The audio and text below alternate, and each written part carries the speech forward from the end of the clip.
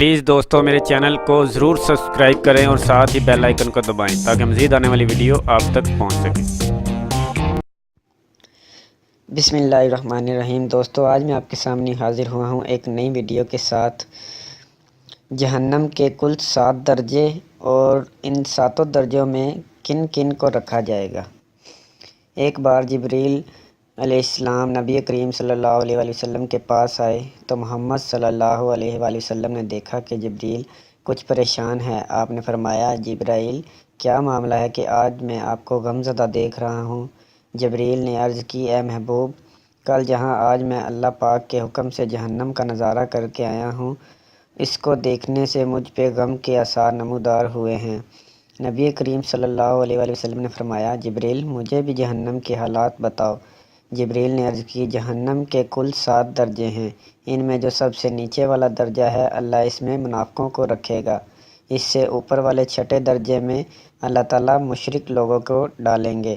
اس سے اوپر 5ویں درجے میں اللہ سورج اور چاند کی پرستش کرنے والوں کو ڈالیں گے۔ چوتھے درجے میں اللہ پاک آتش پرست لوگوں کو ڈالیں گے۔ تیسرے درجے میں اللہ پاک یہود کو ڈالیں گے۔ دوسرے درجے میں اللہ تعالیٰ عیسائیوں کو ڈالیں گے۔ یہ کہہ کے جبرائیل علیہ السلام خاموش ہو گئے تو نبی کریم صلی اللہ علیہ وآلہ وسلم نے پوچھا، جبرائیل آپ خاموش کیوں ہو گئے؟ مجھے بتاؤ کہ پہلے درجے میں کون ہوگا؟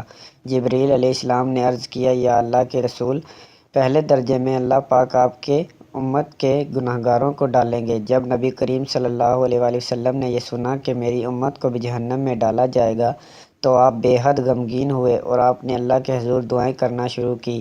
3 دن ایسے گزرے کہ اللہ کے محبوب مسجد میں نماز پڑھنے کے لیے تشریف لاتے، نماز پڑھ کر حجرے میں تشریف لے جاتے اور دروازہ بند کر کے اللہ کے حضور رو رو کر فریاد کرتے۔ صحابہ حیران تھے کہ نبی کریم پہ یہ کیسی کیفیت طاری ہوئی ہے۔ مسجد سے حجرے جاتے ہیں، گھر بھی تشریف لے کر نہیں جا رہے۔ جب تیسرا دن ہوا تو سیدنا ابو بکر سے رہا نہیں گیا، وہ دروازے پہ آئے، دستک دی اور سلام کیا لیکن سلام کا جواب نہیں آیا۔ آپ روتے ہوئے سیدنا عمر کے پاس آئے اور فرمایا کہ میں نے سلام کیا لیکن سلام کا جواب نہ پایا، لہٰذا آپ جائیں، آپ کو ہو سکتا ہے سلام کا جواب مل جائے۔ آپ گئے تو آپ نے 3 بار سلام کیا لیکن جواب نہ آیا۔ حضرت عمر نے سلمان فارسی کو بھیجا لیکن پھر بھی سلام کا جواب نہ آیا۔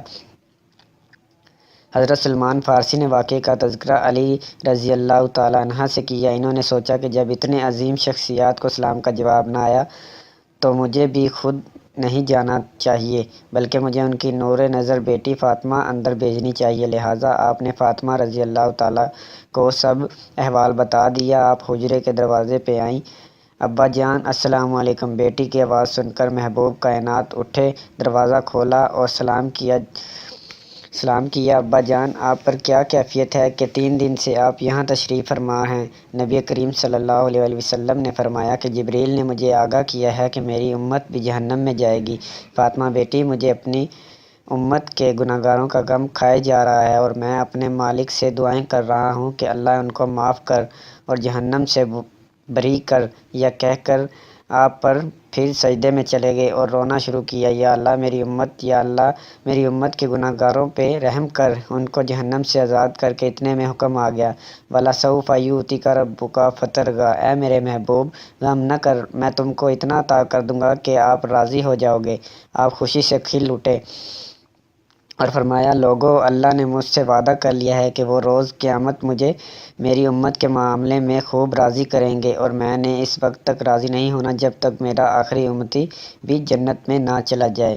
دوستو اسی کے ساتھ میرے چینل کو ضرور سبسکرائب کر لیں تاکہ مزید آنے والی ویڈیو آپ تک پہنچ سکے۔